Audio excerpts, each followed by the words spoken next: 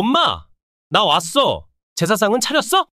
얘야, 왜 이렇게 술을 마셨니? 오늘 아빠 기일이잖아. 빨리 옷 갈아입고 와서 절을 올려야지. 절? 내가 왜 절을 해? 난 절 같은 거 안 해? 대신 빨리 돈이나 줘. 내가 빚 갚는데 써야 한다고. 오늘만큼은 제발 그런 소리 하지 말고 아빠한테 인사드리자. 엄마가 날 이렇게 키워놓고선 이제 와서 얘? 엄마 잘못이지. 내가 틀어진 건 다 엄마 탓이라고. 이딴 거 필요 없어. 세상에 이게 무슨 짓이야? 내가 정말 내 아들 맞니? 이제 와서 아들 운운하기는 빚 때문에 죽겠다는데 엄마는 제사 타령이나 하고 있어? 어머님, 제사 지내는 것 때문에 귀찮게 하지 말고 빨리 돈이나 주시죠. 남편 빚 갚아야 한다니까요. 정말 이럴 줄이야. 너희 둘 다 못됐구나. 아빠를 이렇게 모독하다니? 부끄러운 줄 알아야지. 부끄러운 건 어머니죠. 자식 빚도 못 갚아주시면서 무슨 체면? 어휴, 말 말어. 돈 안 줄 거면 당장 나가. 이 못된 자식아, 너희 같은 자식은 2번 다시 만나고 싶지 않아? 당장 나가라고! 안녕하세요. 강원도 작은 시골 마을에 살고 있는 82세 김혜자입니다.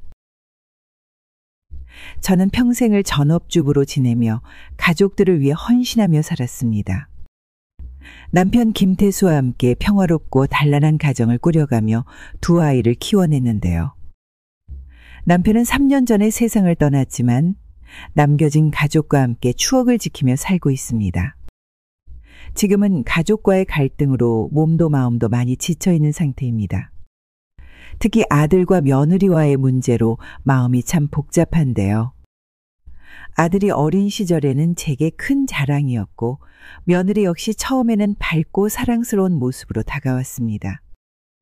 하지만 시간이 지나며 점점 변해가는 모습을 보면서 저도 모르게 거리를 두게 되었습니다. 오늘은 남편의 기일을 맞아 가족이 모인 자리에서 벌어진 이야기를 들려드리려 합니다. 그날의 사건은 단순한 갈등을 넘어서 저의 인생에서 가장 충격적인 순간이었습니다. 남편과의 약속, 그리고 가족의 전통을 지키려는 저의 노력과 이를 무시한 며느리의 행동, 그리고 그로 인해 깊어진 가족 간의 간극을 이야기해 보려 합니다. 저의 이야기를 끝까지 들어주시고 따뜻한 위로와 격려의 댓글을 남겨주시면 감사하겠습니다.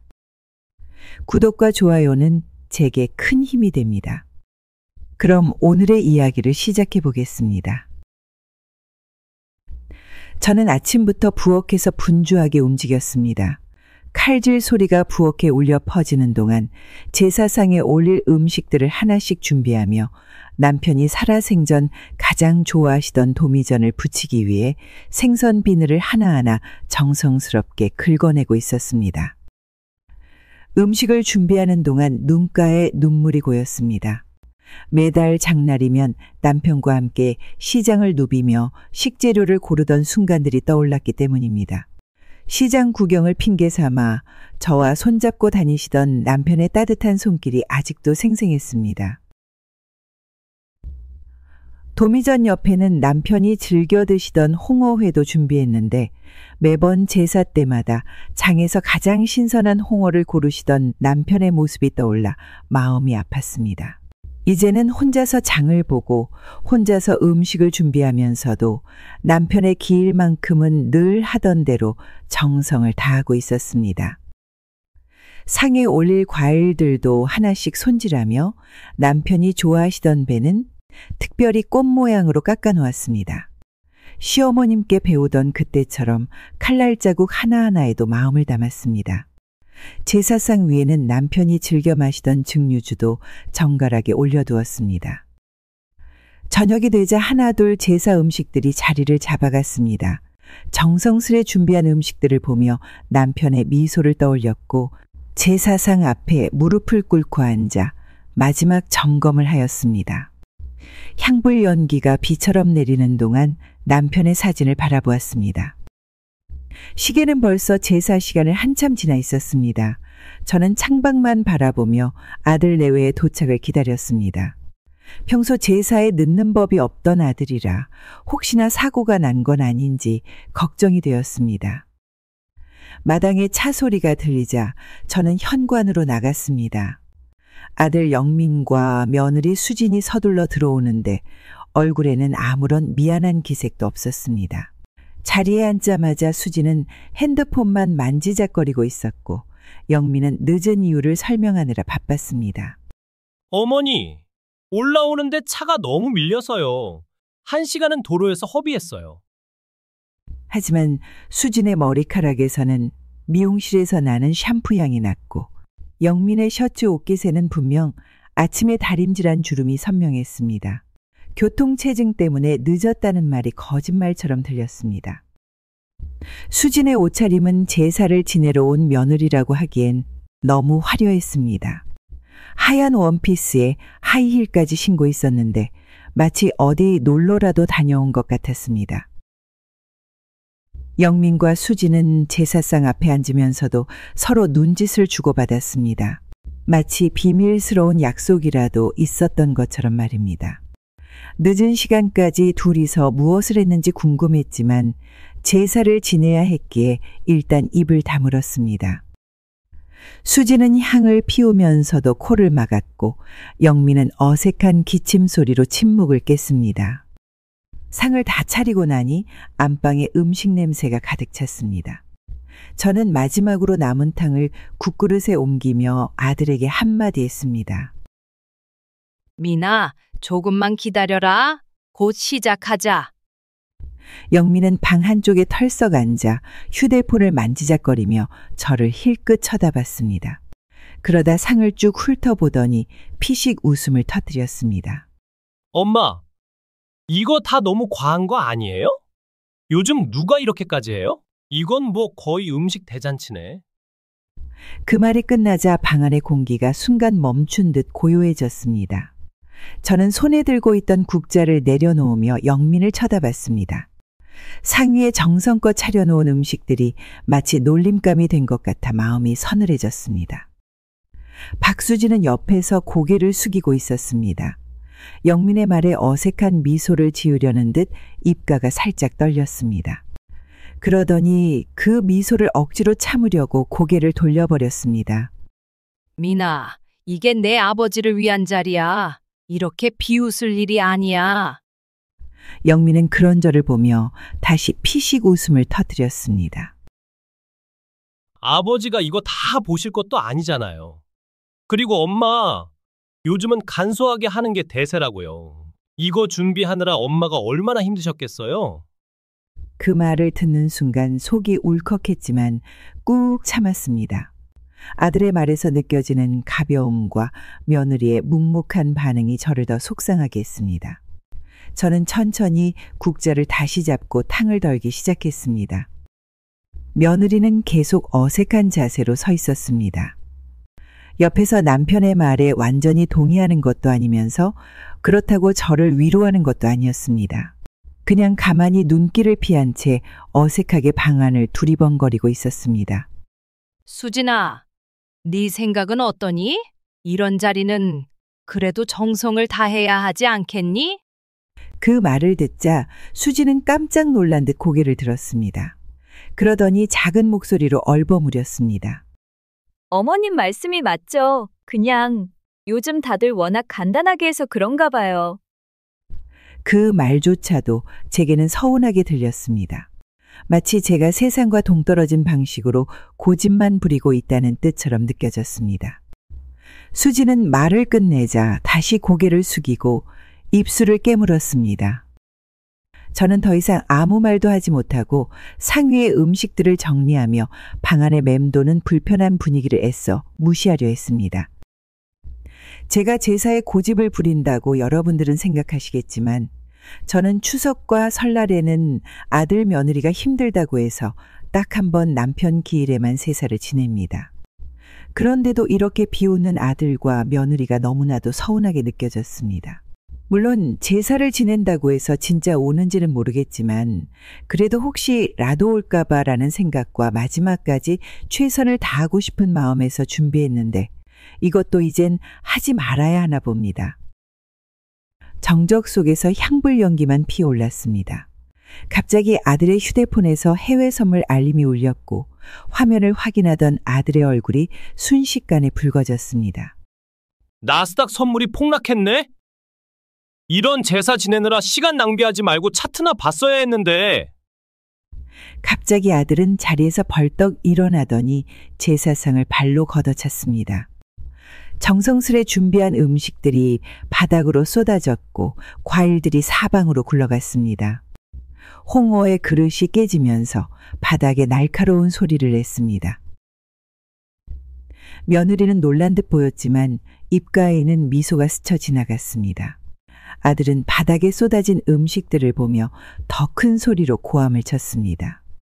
이런 구시대적인 짓거리나 하고 있으니까 우리 집안이 발전이 없는 거예요. 돈 쓸 데가 얼마나 많은데. 아버지의 사진이 담긴 액자까지 바닥으로 떨어졌습니다. 제가 황급히 액자를 주워 올리려 할 때 아들은 벌써 현관문을 향해 걸어가고 있었습니다. 며느리는 아들의 뒤를 쫓아가면서도 바닥에 흩어진 음식들을 한 번 더 돌아보았습니다. 마치 만족스러운 광경이라도 보는 듯한 표정이었습니다. 바닥에는 깨진 그릇 조각들과 엉망이 된 음식들이 널브러져 있었습니다. 향불마저 쓰러져 타들어가는 모습을 보며 저는 무릎에 힘이 풀려 주저앉고 말았습니다. 아들이 화를 내며 제사상을 발로 차는 순간 마치 아버지의 영정사진이 슬픈 표정을 짓는 것만 같았습니다. 저는 깨어진 그릇 조각들을 주워 담으려 손을 뻗다가 멈칫했습니다. 거실 구석에서 며느리가 휴대폰을 보며 미소 짓고 있었기 때문입니다. 며느리는 화면을 바라보며 입꼬리를 살짝 올리고 있었습니다. 마치 오래 기다려온 순간을 맞이한 듯한 표정이었습니다. 아들이 제사상을 엎은 이 상황이 며느리에겐 즐거워 보였습니다. 깨진 그릇 조각들 사이로 제사 음식들이 엉망이 되어 있었지만 며느리는 그런 상황은 전혀 신경 쓰지 않는 듯 했습니다. 오히려 휴대폰 화면을 보며 키득거리는 소리까지 들렸습니다. 며느리의 휴대폰 화면에 비친 글자들이 눈에 들어왔습니다. 드디어 성공이네라는 문자를 누군가에게 보내고 있었습니다. 며느리의 얼굴에는 승리한 듯한 만족감이 가득했고 제 마음속에는 불길한 예감이 스쳐 지나갔습니다. 바닥에 흩어진 음식들을 치우면서도 며느리의 수상한 행동이 계속 마음에 걸렸습니다. 아들의 분노가 우연이 아닐지도 모른다는 생각이 들었습니다.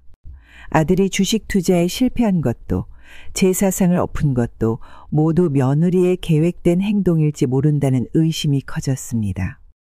며느리는 제가 바닥을 치우는 동안에도 계속해서 누군가와 문자를 주고받았습니다. 아들은 이미 집을 나가버린 상태였고 며느리는 마치 이런 상황을 즐기기라도 하듯 휴대폰만 들여다보고 있었습니다. 정성스레 준비한 제사 음식들이 바닥에 널브러져 있는데도 며느리는 아무런 도움의 손길도 내밀지 않았습니다. 오히려 이런 상황을 누군가에게 자랑이라도 하듯 사진을 찍고 있었습니다. 그날 밤 집안은 고요했습니다. 제사상을 치운 뒤 설거지를 끝내고 방으로 들어와 누웠지만 마음이 편하지 않았습니다. 낮에 벌어진 아들과의 갈등과 뒤엎어진 제사상이 계속 머릿속을 떠돌아 잠을 이룰 수 없었습니다. 창문 밖에서는 달빛이 희미하게 비쳐 방 안을 흐릿하게 밝혔습니다. 이리저리 뒤척이다가 갈증이나 부엌으로 물을 마시러 갔습니다. 주방 근처로 조용히 걸어가는데 며느리 수진의 낮은 목소리가 거실 쪽에서 흘러나왔습니다. 불은 꺼져 있었지만 그녀는 소파에 앉아 휴대전화를 들고 조심스럽게 통화를 하고 있었습니다. 저는 발걸음을 멈추고 문가에 서서 숨을 죽인 채 그 목소리를 들었습니다. 아니 정말요. 그 노인 오래 못 갈 것 같아요. 몸도 예전 같지 않고 솔직히 요즘 말하는 것도 가끔 이상해요. 그 말이 들리는 순간 심장이 쿵 하고 내려앉는 듯한 기분이 들었습니다. 저는 그 자리에 그대로 멈춰서서 그녀의 말을 더 들어야 할지 말아야 할지 고민했습니다. 하지만 제 귀는 저도 모르게 그녀의 다음 말을 기다리고 있었습니다. 그러니까 이번에 집 얘기 빨리 끝내야 해요. 더 늦어지면 복잡해질 것 같아서요. 네, 맞아요. 돈 문제도 정리해둬야죠. 수진의 목소리는 작았지만 그 말은 제 귀에 분명히 들어왔습니다. 머리가 아득해지며 무언가 잘못되고 있다는 생각이 들었습니다. 제가 소중히 여기고 지키고 싶었던 집과 가족의 이야기가 이렇게까지 뒤에서 오갈 줄은 꿈에도 몰랐습니다. 저는 문에 기대어 숨을 죽이며 방 안으로 들어가야 할지 아니면 그대로 나가 그녀에게 따져야 할지 혼란스러웠습니다. 하지만 발은 꼼짝도 하지 않았습니다. 수지는 여전히 전화를 이어가며 낮은 목소리로 무언가를 속삭였습니다. 그러니까 이번에 한 번에 처리해야 한다니까요. 그냥 얘기도 잘 넘어가고. 네, 알아요. 걱정하지 말고요.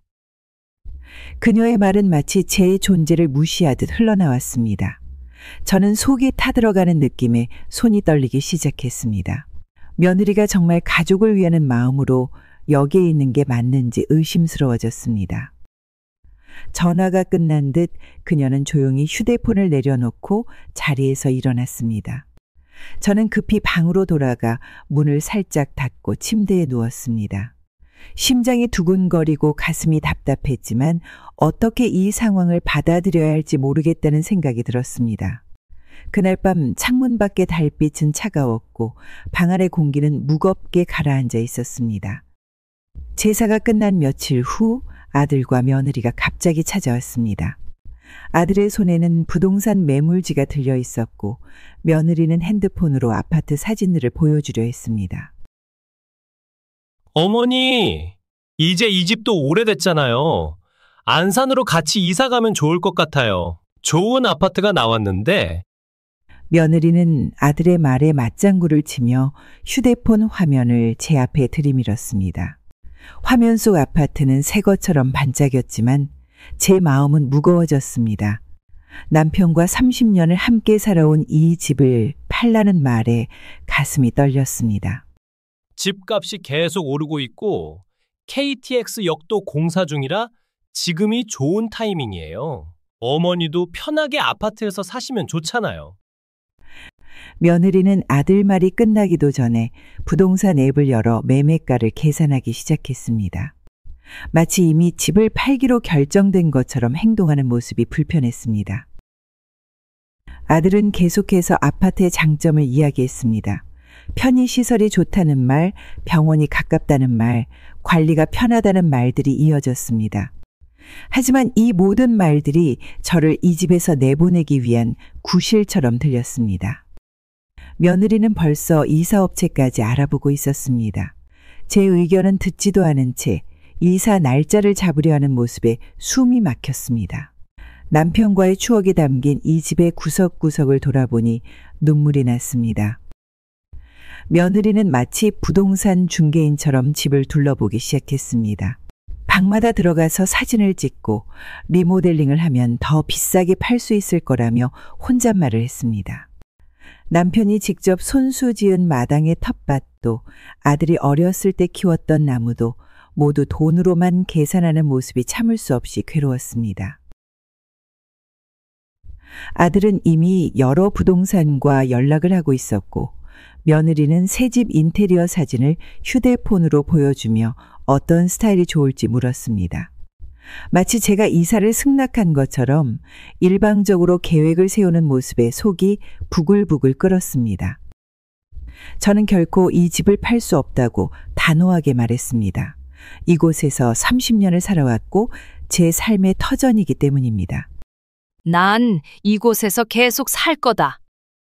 아들과 며느리는 아파트의 편리함을 강조했지만 제게는 이 집 자체가 편안함 그 자체였습니다. 아침마다 마당을 쓸고 텃밭에서 채소를 가꾸는 일상이 행복했습니다. 이 동네에는 제가 매일 장을 보는 시장이 있고 산책하는 공원도 있습니다. 30년 동안 알고 지낸 이웃들도 있어서 외롭지 않았습니다. 갑자기 낯선 아파트에서 새로운 삶을 시작하라는 말에 두려움이 밀려왔습니다. 며느리는 계속해서 부동산 시세를 보여주며 설득하려 했지만 제게 이 집은 돈으로 환산할 수 없는 가치가 있었습니다. 저는 아들을 똑바로 바라보며 말했습니다. 너 나가서 살아라. 난 여기가 좋다. 이사 이야기가 끝나가는 듯 했는데 며느리가 갑자기 보험 서류를 꺼내들었습니다. 어머님, 혼자 사시는 게 너무 걱정돼요. 보험이라도 들어두시면 좋을 것 같아요. 아들도 며느리의 말에 동조하며 보험 설계사 연락처를 내밀었습니다. 제가 혼자 살기에는 너무 위험하다는 말을 반복했습니다. 어머니, 여기는 너무 멀어서 자주 찾아뵙기도 힘들고 갑자기 아프시기라도 하면 어떡해요? 며느리는 휴대폰으로 실버보험 상품을 검색하기 시작했습니다. 화면을 제 앞에 들이밀며 월 보험료와 보장 내용을 하나하나 짚어가며 설명했습니다. 특히 수술비와 입원비가 고액으로 보장되는 상품들만 골라서 보여주었습니다. 아들은 옆에서 보험에 가입하면 자식들 마음도 편하고 저도 안전하게 지낼 수 있을 거라며 말했습니다. 며느리가 보여주는 보험은 모두 한 달에 50만 원이 넘는 고가의 상품들이었습니다. 이런 고액의 보험을 권하는 이유가 의심스러웠습니다. 아들은 보험 가입을 고민하는 제 모습을 보며 한숨을 쉬었습니다. 아파트로 이사만 오면 이런 걱정 없이 살 수 있을 텐데 라는 말을 계속했습니다. 수시로 찾아와 보살펴 드릴 수 있다는 말에도 진심이 느껴지지 않았습니다. 지금까지 한 달에 한 번도 찾아오지 않던 아들이었기 때문입니다. 보험 서류를 보여주던 중 며느리가 화장실에 간 사이 저는 며느리의 가방에서 삐져나온 서류를 발견했습니다. 아들은 방금 전 회사에서 급한 전화가 와서 먼저 나갔습니다. 서류를 자세히 보니 고급 요양원의 계약서였습니다. 입주 예정일이 다음 달로 적혀 있었고 보증금은 1억이 넘는 금액이었습니다. 제 이름으로 된 계약서였지만 서명란은 아직 비어 있었습니다. 건강검진 기록부터 신체 상태 평가표까지 요양원 입소에 필요한 모든 서류가 준비되어 있었습니다. 치매 진행 시 특별관리 항목에 빨간색 동그라미가 쳐져 있었고 옆에는 우선 입소 대상이라는 메모도 적혀 있었습니다. 며느리와 아들은 제 건강검진 기록은 어떻게 구했는지, 언제부터 이런 계획을 세웠는지 의문이 들었습니다. 서류 뭉치 사이에서 요양원 시설 사진도 나왔는데 며느리가 직접 찍은 것 같은 사진들이었습니다. 시설 내부를 꼼꼼히 촬영한 사진들을 보니 며느리가 여러 번 요양원을 방문했던 것 같았습니다. 더욱 충격적인 것은 요양원 원장과 나눈 문자 내용을 프린트해둔 종이었습니다. 문자에는 치매 증상이 있는 것처럼 보이게 하는 방법과 입소 절차를 빠르게 진행하는 팁 등이 적혀 있었습니다. 제가 치매에 걸린 것처럼 꾸미려 한다는 사실에 온몸이 떨렸습니다. 화장실에서 물 내리는 소리가 들리자 급하게 서류를 제자리에 넣었습니다. 며느리는 아무것도 모르는 듯 다시 보험 설계사와 통화하기 시작했습니다. 통화 내용을 들어보니 보험금 수령인을 아들로 해달라고 요청하고 있었습니다. 서류 속에는 이 집의 시세 자료와 매매 계약서 양식도 끼워져 있었습니다. 집을 팔아 요양원 보증금을 마련하려는 계획이 보였고 남은 돈은 아들 명의로 된 아파트 구입 계약금으로 사용한다는 메모도 있었습니다. 아들과 며느리가 이렇게까지 치밀하게 계획을 세웠다는 사실에 눈앞이 캄캄해졌습니다. 제 삶을 통째로 빼앗으려는 계획이 서류 속에 고스란히 담겨 있었기 때문입니다. 며느리의 가방에서 발견한 이 서류들은 제 예감이 맞았다는 것을 증명했고 이제는 무언가 대책을 세워야 한다는 생각이 들었습니다. 그 후로 몇 일이 지난 날 아들 부부가 갑자기 식사를 하자고 제안했습니다. 아들이 자주 가는 일식당이라고 해서 기대하는 마음으로 30분이나 일찍 도착했습니다. 창가 자리에 앉아 차가 오가는 모습을 보고 있었는데 제 뒷자리에서 익숙한 목소리가 들렸습니다. 여보, 어머님이 분명 돈을 숨겨두셨을 거예요. 이렇게 오래 살면서 모아둔 돈이 있다고요. 갑자기 그게 무슨 소리야? 생각해봐요. 매달 연금 받으시는데 씀씀이도 적으시잖아요. 분명 어딘가에 돈을 모아두셨을 거예요. 둘은 저보다 15분 정도 일찍 와서 제 뒷자리에 앉은 것 같았습니다. 제가 있는 줄도 모르고 돈 이야기를 나누고 있었습니다. 장롱 밑이나 이불 사이에 돈을 숨겨두는 분들 많다던데 어머님도 분명 혹시 통장을 만들어 둔 게 있을까? 창밖으로 보이는 차들이 흐릿하게 보이기 시작했습니다. 눈물이 고여서였습니다. 아들이 며느리의 말에 넘어가 이런 대화를 나누고 있다는 사실이 믿기지 않았기 때문입니다. 요양원에 들어가시기 전에 알아내야 해요. 나중에 그 돈 찾기 힘들어질 수도 있잖아요. 어머님 연세도 있으시고 근데 어머니 통장 어떻게 알아보지? 은행 직원 아는 분한테 부탁해보면 어떨까요? 어차피 나중에 상속받을 재산인데. 식당 안에는 점심시간이 되어 사람들이 하나둘 모여들기 시작했습니다. 시끄러워지는 주변 소리에도 아들과 며느리의 말소리는 또렷하게 들려왔습니다. 약속 시간까지는 아직 10분이나 남았는데 이 자리에서 어떻게 더 버텨야 할지 막막했습니다. 아들은 제가 모은 돈을 찾겠다고 은행 직원까지 동원하겠다는 이야기를 하고 있었고, 며느리는 요양원에 보내기 전에 재산을 찾아야 한다며 아들을 부추기고 있었습니다. 오랜만에 가족 식사가 이런 상황이 될 줄은 상상도 못했습니다. 화장실에서 깊은 숨을 몇 번 내쉬고 밖으로 나왔습니다. 마치 지금 막 도착한 것처럼 식당으로 들어갔습니다. 일부러 얼굴에 미소를 지어 보였지만 속은 천근만근이었습니다. 아들과 며느리는 제가 들었던 돈 이야기는 잊은 듯 반갑게 인사를 했습니다. 일식당 특유의 향이 코끝을 스쳤지만 전혀 식욕이 없었습니다. 며느리는 제게 특선 초밥 세트를 권했고 아들은 평소처럼 회정식을 주문했습니다. 음식이 나오고 얼마 지나지 않아 며느리가 갑자기 제 통장 이야기를 꺼냈습니다. 마치 미리 준비한 것처럼 자연스럽게 화제를 돈으로 돌렸습니다. 어머님, 요즘 은행 이자가 많이 오른다던데 어디에 저금하고 계세요? 숟가락을 들던 제 손이 떨렸습니다. 아까 들었던 대화가 떠올라서였습니다. 초밥 하나를 집어 입에 넣었지만 밥알 하나하나가 목에 걸리는 것 같았습니다. 30년 동안 모아두신 돈이 있으시죠? 저희가 관리해드릴 수 있는데. 순간 화가 치밀어 올랐습니다. 아들은 옆에서 며느리의 말을 말리지도 않고 묵묵히 앉아 있었습니다. 오히려 며느리의 말에 고개를 끄덕이기까지 했습니다. 저는 젓가락을 내려놓았습니다. 며느리는 계속해서 요양원 이야기까지 꺼내며 재산 관리를 자신들이 하겠다고 했습니다.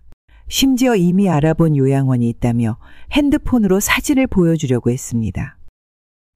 결국 참았던 분노가 폭발했고 식당 안이 조용해질 만큼 큰 소리가 나왔습니다. 30년 동안 키운 자식이 이제는 제 돈을 노리고 있다는 사실에 눈물이 났습니다. 주변 손님들의 시선이 모여들었지만 며느리는 아랑곳하지 않고 계속해서 제 정신 상태를 의심하는 말들을 늘어놓았습니다. 옆 테이블의 손님들도 불편한 기색이 역력했고 식당 직원이 다가와 조용히 해달라고 부탁할 정도였습니다. 보세요.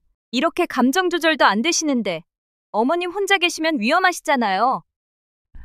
아들은 여전히 아무 말도 하지 않았습니다. 제 아들이 맞나 싶을 정도로 낯선 모습이었습니다. 평소 조용하던 제가 이렇게 화를 내자 며느리는 오히려 이것을 빌미로 제정신 상태가 온전하지 않다는 식으로 몰아붙였습니다. 식당을 나서는 제 발걸음이 휘청거렸습니다. 택시를 잡으려 했지만 아들이 데려다 주겠다며 차에 태웠습니다. 차 안에서 며느리는 계속해서 요양원 이야기를 했습니다. 마치 아까 있었던 일은 없었다는 듯이 말입니다. 창밖으로 흐르는 도시의 불빛이 눈물에 번져 보였습니다. 아들은 운전대를 잡은 채 아무 말도 하지 않았습니다. 제가 키운 아들이 이렇게 달라질 수 있다는 게 더 아팠습니다. 며느리의 말에 휘둘리는 모습을 보니 마음 한켠이 무너져 내렸습니다. 집 앞에 도착해서도 며느리는 어머님 잘 생각해 보세요 라는 말을 던졌습니다. 현관문을 열고 들어가면서도 등 뒤에서 들리는 며느리의 말이 귓가에 맴돌았습니다. 집 안으로 들어와 불을 켜자 정막이 밀려왔습니다. 식탁에 놓인 반찬통들이 눈에 들어왔습니다. 아들 내외에게 전해주려고 아침부터 정성껏 준비했던 것들이었습니다. 이제는 그마저도 무의미해진 것 같아 쓰레기통에 버렸습니다. 거실에 앉아 오늘 있었던 일을 돌이켜보니 눈물이 멈추지 않았습니다. 이제는 아들과 며느리를 어떻게 대해야 할지, 앞으로 제 재산과 집을 어떻게 지켜야 할지 막막해졌습니다. 이틀 후 저는 아무도 모르게 변호사 사무실을 찾았습니다. 아들 내외가 알면 안 되기에 멀리 있는 법률사무소를 일부러 찾아갔습니다. 어르신, 재산과 관련된 일이시군요. 어떤 도움이 필요하신가요? 서툰 발걸음으로 찾아간 변호사 앞에서 제 사정을 설명했습니다. 아들과 며느리의 계획, 요양원 계약서, 제 재산을 노리는 정황까지 모두 말씀드렸습니다.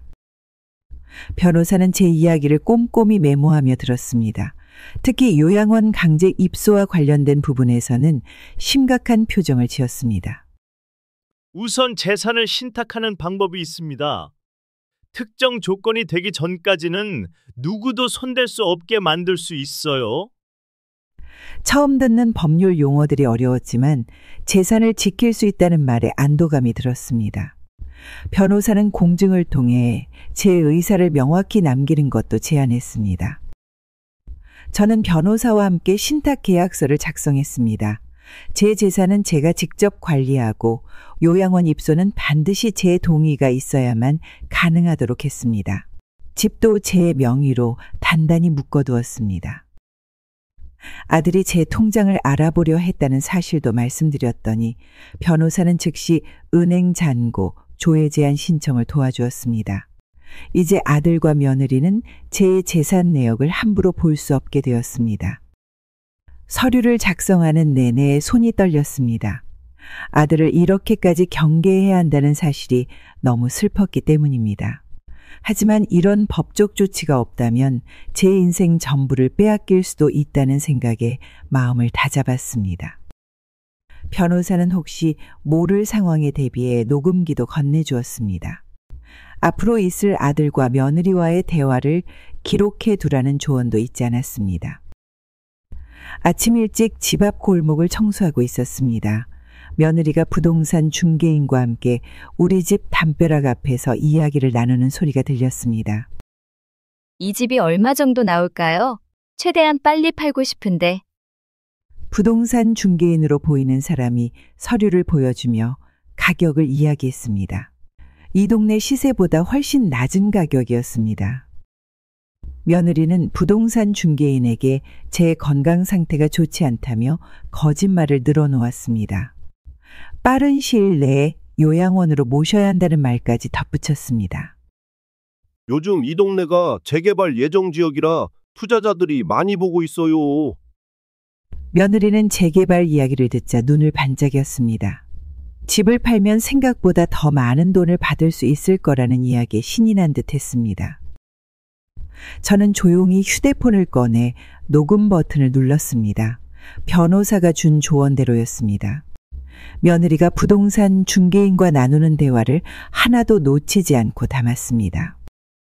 며느리는 이제 집을 팔아 새 아파트를 사고 남은 돈으로는 요양원 보증금을 낼 계획이라고 했습니다. 마치 제 재산이 며느리의 것인 양 이야기하는 모습에 분노가 치밀었습니다. 부동산 중개인이 집을 둘러보고 싶다고 하자 며느리는 내일 제가 병원에 갈 때를 이용하자고 했습니다. 하지만 저는 내일 병원에 갈 계획이 없었습니다. 며느리가 제 일정까지 조작하고 있다는 사실에 등골이 오싹했습니다. 청소를 마저 하는 척하며 대화를 더 엿들었습니다. 저를 발견하지 못한 며느리는 계속해서 집을 팔 계획을 세세하게 이야기했습니다.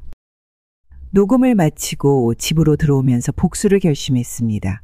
단순히 재산을 지키는 것을 넘어서 며느리의 계략을 모두 밝혀내기로 마음먹었습니다.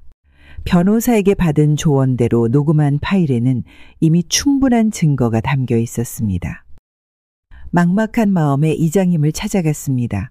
30년을 한 동네에서 살면서 늘 따뜻하게 대해주시던 분이었기에 용기를 내어 문을 두드렸습니다. 혜자 씨, 무슨 일로 오셨나요? 떨리는 목소리로 최근 있었던 일들을 말씀드렸습니다. 아들과 며느리가 집을 팔려고 한다는 것부터 요양원에 보내려 한다는 사실까지 모두 털어놓았습니다. 말씀을 드리는 내내 눈물이 멈추지 않았습니다.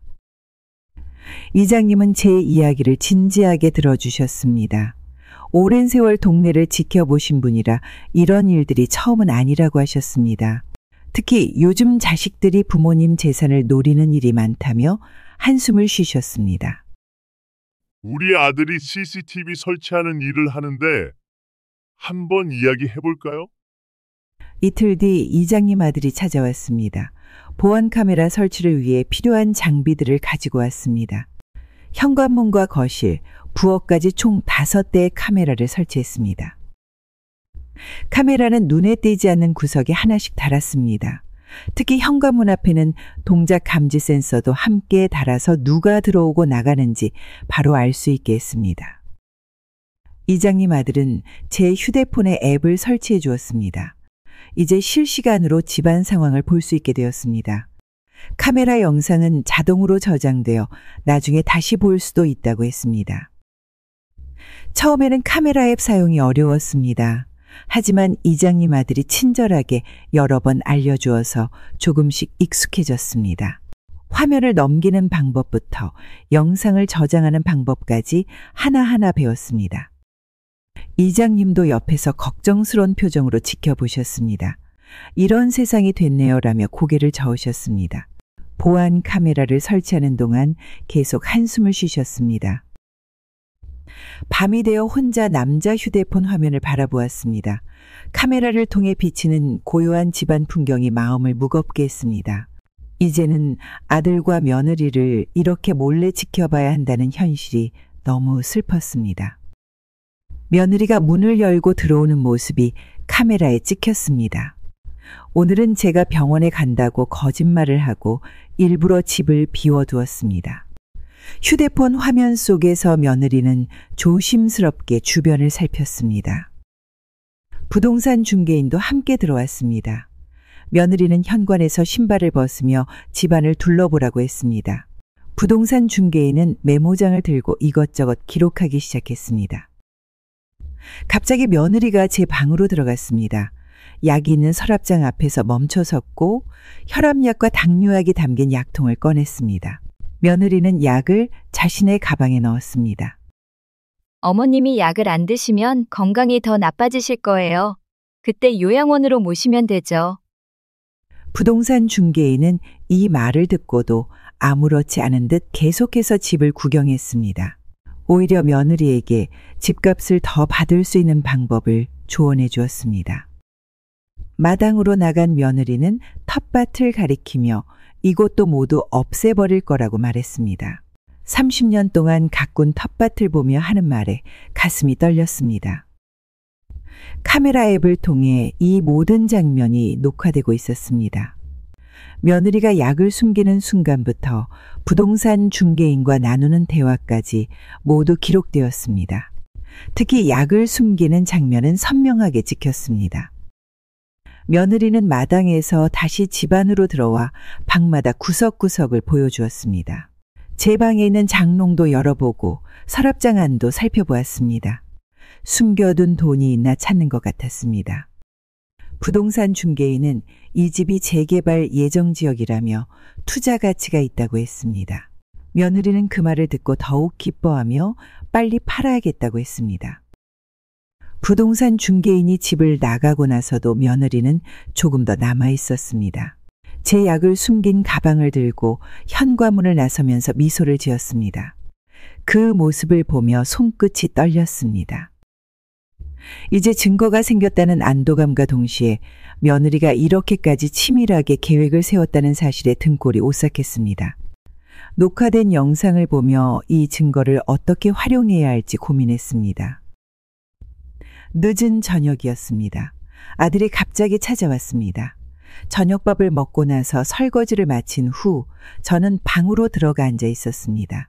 요즘 들어 마음이 어지럽고 여러 가지로 신경 쓸 일이 많아 피곤했지만 분위기를 망치고 싶지 않았습니다.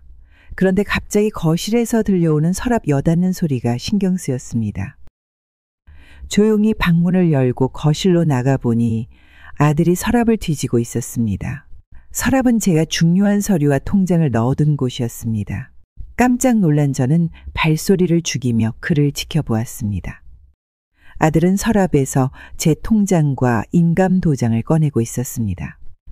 그는 급하게 통장을 펴서 내용을 확인하며 뭔가를 계산하는 듯 보였습니다. 미나, 지금 뭐 하는 거니? 아들은 깜짝 놀라 손에 쥔 통장을 떨어뜨렸습니다. 그의 얼굴에는 당황스러움이 가득했고 눈빛은 어디에도 머물지 못하고 흔들리고 있었습니다. 아, 엄마. 그냥 좀 확인할 게 있어서요. 저는 아들이 뭐라 변명하려고 하는지 기다리지도 않고 곧바로 그 앞까지 걸어갔습니다. 바닥에 떨어진 통장을 주워들고 그를 똑바로 쳐다봤습니다. 확인할 게 있어서? 내가 왜 내 통장을 들여다보니? 이건 내가 손댈 게 아니야. 그의 표정은 점점 더 초조해졌고 손끝까지 떨리고 있었습니다. 저는 더 이상 참지 못하고 단도직입적으로 물었습니다. 솔직히 말해. 무슨 일이야? 왜 이러는 건데? 그제 아들은 눈을 감고 고개를 숙였습니다. 몇 초간의 침묵이 흐른 뒤 그는 떨리는 목소리로 말을 꺼냈습니다. 엄마, 사실은 내가 빚이 좀 있어요. 그 말을 듣는 순간 숨이 막히는 것 같았습니다. 빚이라니, 그것도 아들이라니. 저는 잠시 말을 잇지 못하고 그를 바라봤습니다. 빚이라니? 무슨 빚이 그렇게 있어? 도대체 왜 네가 그런 걸 짊어지고 있는 거야?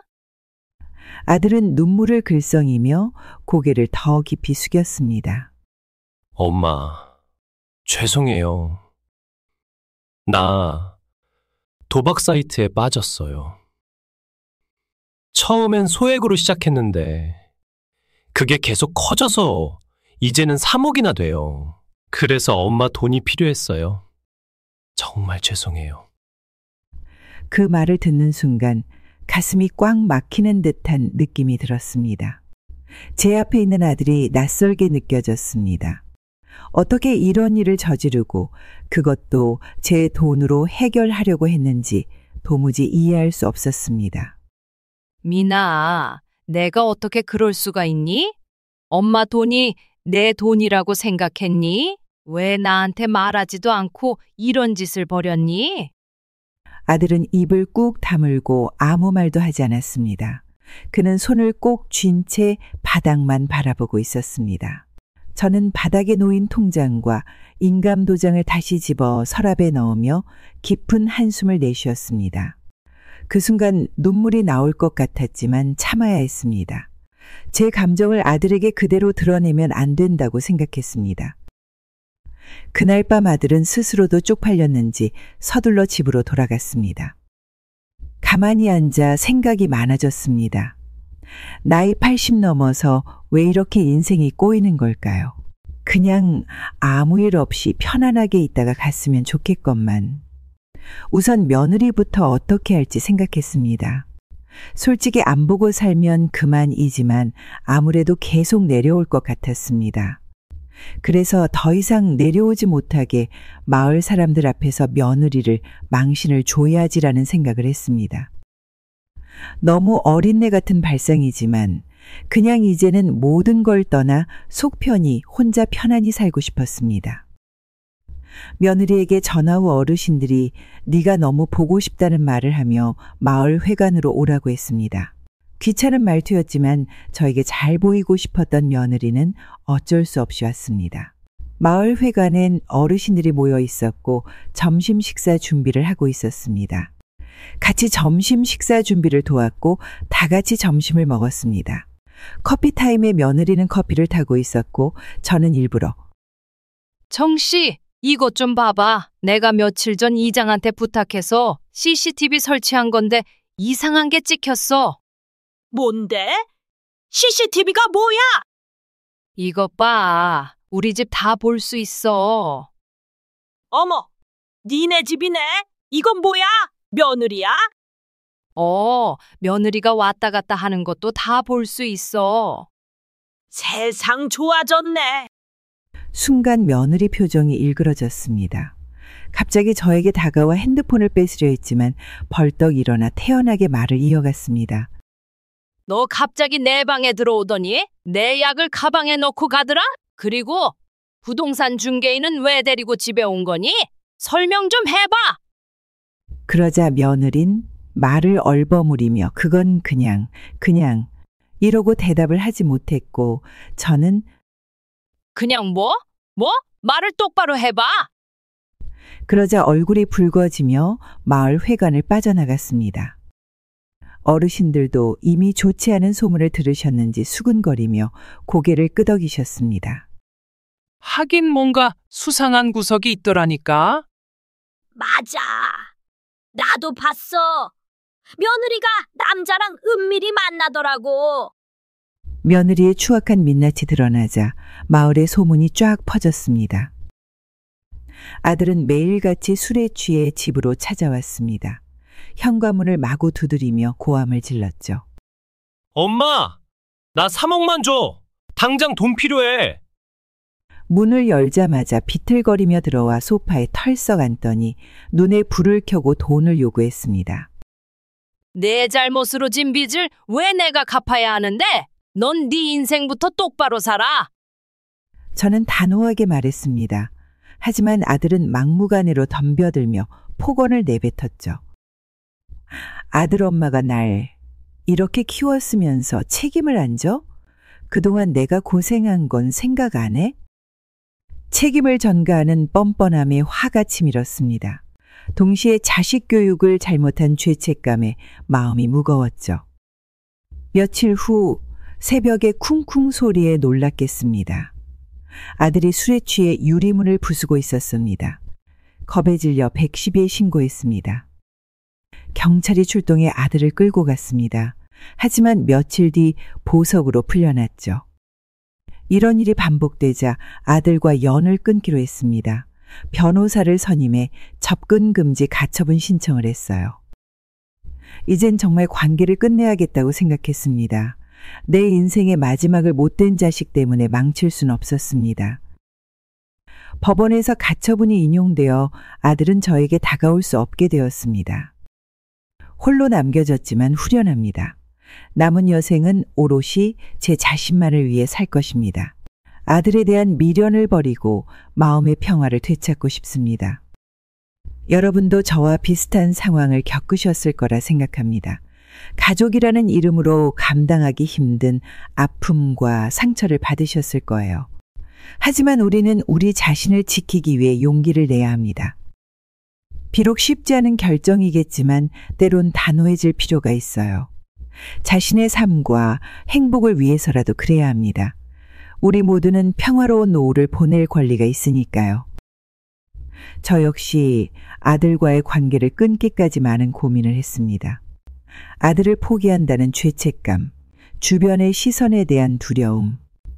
하지만 저 자신을 지키기 위해 선택했고 후회하지 않습니다. 가족이라고 해서 모든 걸 용서하고 희생할 수는 없어요. 건강한 관계란 서로 존중하고 이해하는 것이죠. 일방적인 요구와 학대는 용납될 수 없습니다. 여러분도 자신의 삶을 소중히 여기세요. 자신을 사랑하고 보호하는 일에 주저하지 마세요.